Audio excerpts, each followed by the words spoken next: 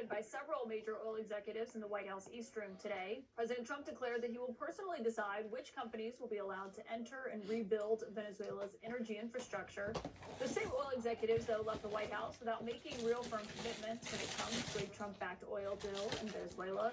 Obviously, there's a lot of concerns about going in there, the lack of infrastructure, the lack of government stability. We'll see what plays out. It's only been less than a week since U.S. forces captured the country's president, Nicolas Maduro, and brought him here to New York. And there are still questions about the White House's preferences when it comes to who's going to lead Venezuela in the future. I was there in the room, the East Room today, and I asked the president, because he's having an upcoming meeting with Venezuela's opposition leader, that is a Nobel Peace Prize winner, Maria Corina Machado.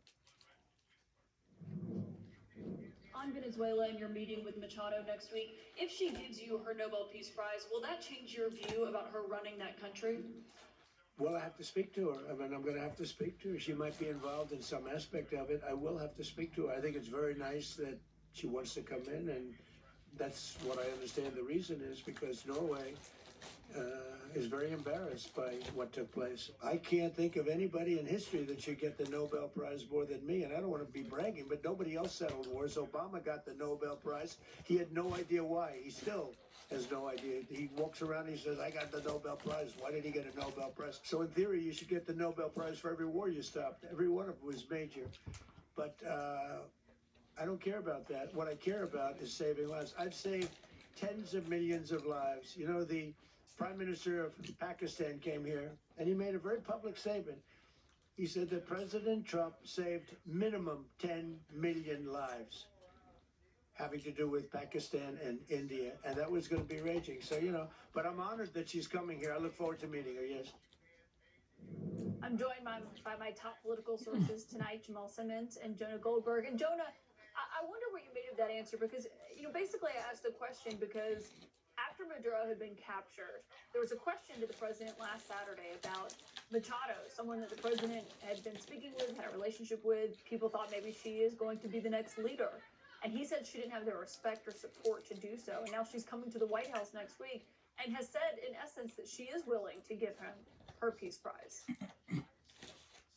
Yeah, I find the whole thing pretty embarrassing. Look, it is entirely possible if you talk to serious people about Venezuela, some of them will tell you that if they tried to put in Machado, you would get elements of the regime, the military, security services breaking off, and there would be violence. So they made a very cynical move about using Delcy Rodriguez, the vice president, who is as much of a Chavista as Maduro ever was, to run the regime. So it's not regime change, it's just replacement of the boss. And so you can make a cynical realpolitik case for that. There was no need for Trump to humiliate Machado and talk about how she's weak and she can't do it, and now he's making her grovel and offer her Nobel Prize. That is entirely gratuitous and unnecessary, and it undermines what's left of any moral authority we have to talk about democracy around. Jamal, when you listened to that answer, what stood out to you? Well, what stands out about all of this is the split screen that we're seeing right now of a president who is acting in the Western Hemisphere with great intensity and with violence to accomplish his goals if he wants to. While in Ukraine, what we see is a president pulling back and restraining American allies, and then talking about going after Greenland, which is property of another ally in Denmark.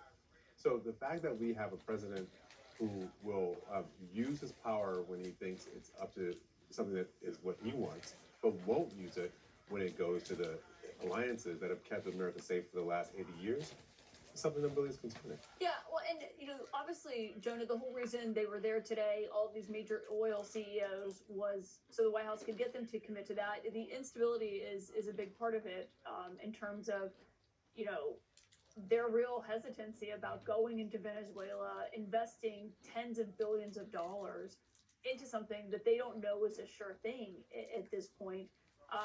They actually brought up several issues, I thought kind of surprisingly, in front of the president and in front of the cameras when we were in there. This is, for just those who missed it, a taste of what they said. If we look at the legal and commercial constructs and frameworks in place today in Venezuela, today it's uninvestable. And so significant changes have to be made to those commercial frameworks, the legal system. The debt needs to be restructured in the financing to deliver the billions of dollars that are required to restore their energy infrastructure. Ryan Lance there had noted they had a $12 billion loss from when they had to pull out when Maduro was leading Venezuela. And the president said pretty clearly they're not going to get it back. Maybe they could write it off. And he, maybe jokingly, maybe not so jokingly, said it's already been written off. I mean, it just went to show you, Jonah, the concerns that they have and not ready to commit yet, it seems like.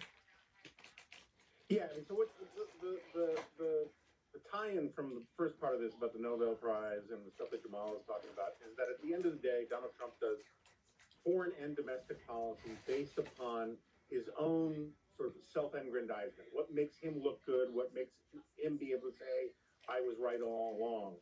So his tariff policy is the stuff that's been frozen in amber since the 1980s. You just swap out Japan for China. It's the same arguments.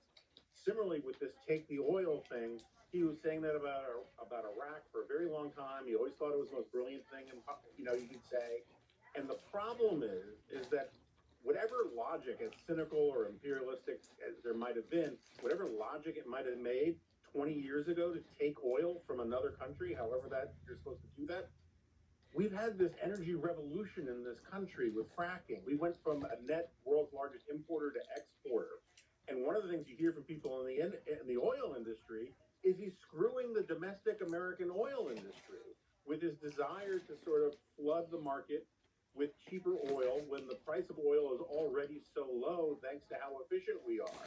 It's just based on really weird, almost 19th century, forget 1980s, economics, and I just don't think he understands it, and none of these companies are particularly dying to clamor into Venezuela the way they might have been 25 years ago. Well, and speaking of the U.S. economy and what that looks like, the jobs report came out today. And Jamal, I asked the president because last night, if you were watching Truth Social, as